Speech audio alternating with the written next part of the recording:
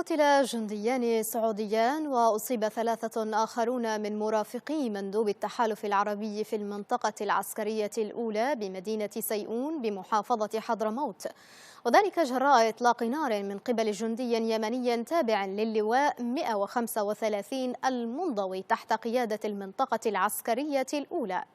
ونقل مراسل يمن شباب عن مصادر مطلعة فإن الحادثة وقعت خلال وجود مندوب التحالف في المنطقة العسكرية، حيث هاجمهم جندي يمني بإطلاق النار على المرافقين، ما أسفر عن مقتل 2 وإصابة 3 آخرين بجروح متفاوتة.